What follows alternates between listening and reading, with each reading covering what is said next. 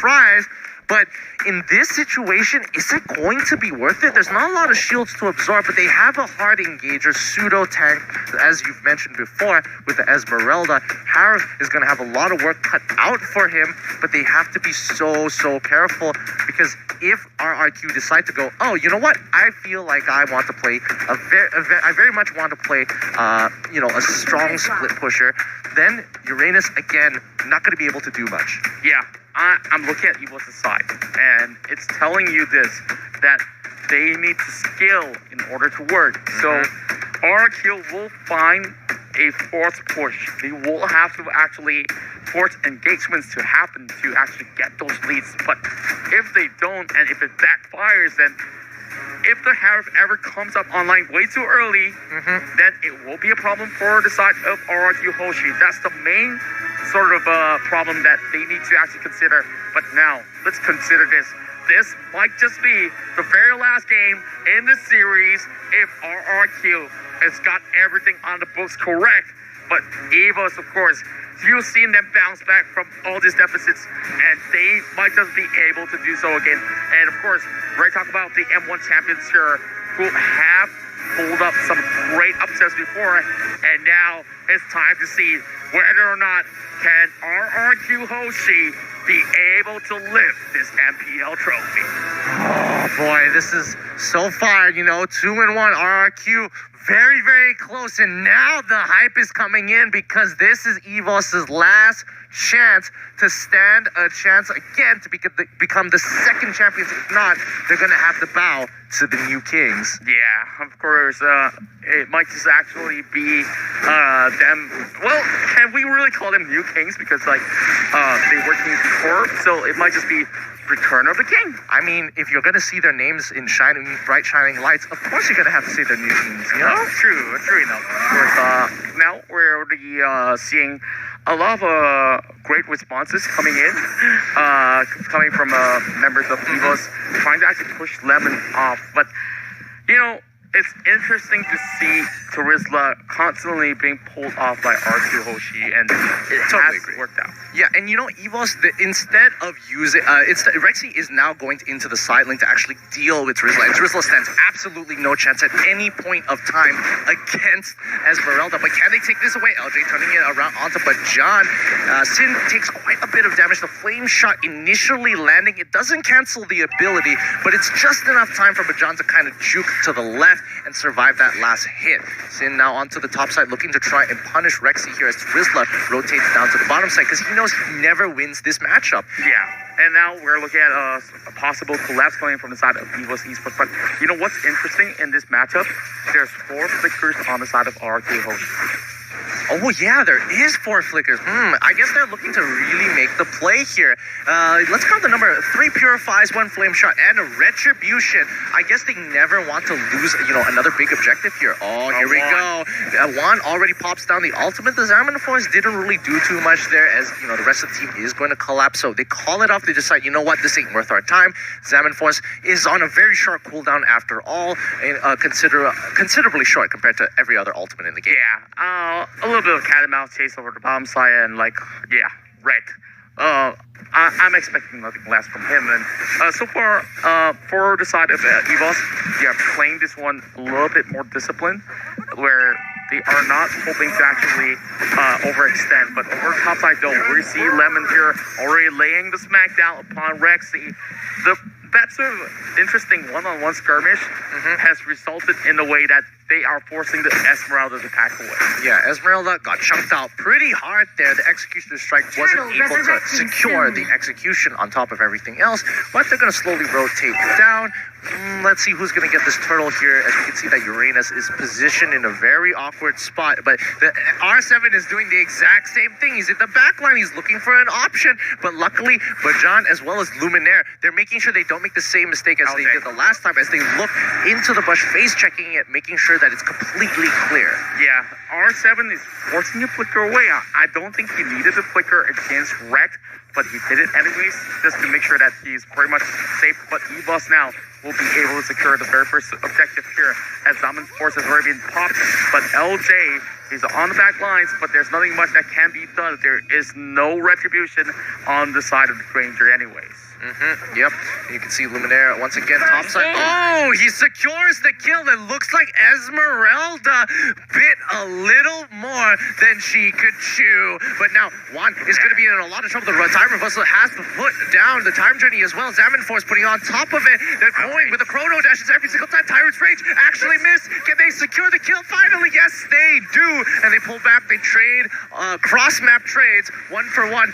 But RRQ profit a little bit more with this mid-tier 1. It's so much more important than the bottom tier 1. Yeah, I gotta say that that's definitely value added for the side of RRQ. Hoshi, let's watch the top side as we see Reg trying to actually dash off of this trouble. Of course, the sentence does not land, but Reg walks out alive. Oh boy, that was way too close for comfort as of now. But now Esmeralda is kind of in this awkward position. Like Rexy needs to get a little bit more farm. He needs to at least get 1 or 2 items before going in. Oh, what's this fun fact? Okay, so the fun fact here says, for the first time in MPL Season 5, Rafaela is being played by other teams other than Evos, which is RRQ. So the only team that actually plays Rafaela is actually Evos. Pretty interesting. Pretty interesting overall. Yeah. That's a pretty good fun fact. Thank you to producers for all of that. Now, RRQ are looking to keep control over this game. They're down slightly in gold, but that's not going to mean much very soon. The next turtle is coming up in about 25 more seconds. Calamity Reaper just got purchased by the Esmeralda, so that's going to be a very big spike. And considering what the Terizla and Show is purchasing right now, I don't think Terizla is going to go for the Bloodlust Axe like a lot of solo queue players, such as me, usually go for. They like to go for extra tankiness to make sure that their base damages come through, but they'll never go down. Yeah, I think it's really necessary that they go for a little bit of tank build. But here comes Lemon, though. He's already getting cornered up. Silent Force being popped, and somehow he managed to flicker away, but John does lose sight of it. But oh my, this is the second time that we are seeing Rexy here being punished, but Evos now looking to actually eye on the prize of the turtle with Lemon as well as LJ trying to secure it, but is there enough time? That's going to be one turret being dropped right down below, and boy, this is going to hurt. Yeah, it is. Ooh, Rek gets hit. Well, Lemon finally goes down. They have to pop the Diamond Force at the very end here, but Lemon has pulled so much pressure to himself, and it's slowly helping RRQ climb back into this game. They've evened out on the structures. They even profited off the structures. However, Evos, on the other hand, will not let this stand. They're playing very aggressive. They want to steal away this red buff here, and now LJ might be in a little bit of trouble. The Diamond Force has been popped. LJ's going to be the first to go onto the chopping block, and they can't go any further than this because the Farsa creates an entire zone with a fair airstrike. They can't move any further than that. Yeah, the Death Sonata almost actually blow off Bajan right there, but I really like the pickoff coming in from the side of Evos Esports, and we are looking at Lemon here, hoping to actually clear off the wave. They will still have this structure to stand for now, but one is already scaling upwards 11 levels up, and Lemon here is going to have a tough time to defend. Yeah, Lemon's trying his very best. He's trying to clear the waves, but he can take damage. But this is going too far already. He sacrifices himself to ensure that mid-tier 1 stands strong. And you can already see that RRQ are willing to die for this mid-tier 1. R7 getting a great wear of the Dragon onto Rex. However, he's not kicking it back in the team. They need to bail on out of there. And Rex, still at full life, is going to continue to put pressure on the top side of the map. However, Esmeralda, Rexy has been untouched for a very long time. Yeah, and I feel like Rexy is now taking over the form of Rex in a different sort of manner. Like, they really want to drive the attention over onto the Esme, and for some reason, the rest of the lanes are getting a little bit less attention, and now Evos Esports will go to actually secure a mid wave. But John crashes right in, looking for Finn, and they might be able to actually do so. Instead, that rock will be crushed, and here comes the time journey being popped right in, and they are trying to actually force R7 to drop right down, but it's going to be 11 here, forcing the flicker as well. RRQ on the retreat. This is quite a game here. Evos going very, very far in. Juan quickly dropping the Diamond Force. Can he secure the kill? No, he can't. Last hit is Jukundo with the Shunpo cancel is going to create the distance needed to secure the kill onto the Harith. However, Evos Legends were able to pick up 2 Tyrants in the process. You know, the moment that they shut down one right there, they automatically became rich. I saw 2 Blade of Despair became caught instantly. Oh boy, rich indeed. They've hit their power spike. They finally hit their power spikes, which is pretty good. However, Evos Legends have developed a 3K gold lead. Oh no. And RRQ will take control over this turtle for now, as Evos Legends still have to wait a little bit longer until those cooldown death timers are done. Yeah, I gotta say that Evos Legends are actually playing a little bit of better wave management than the members of RRQ is actually playing. And look at the structures.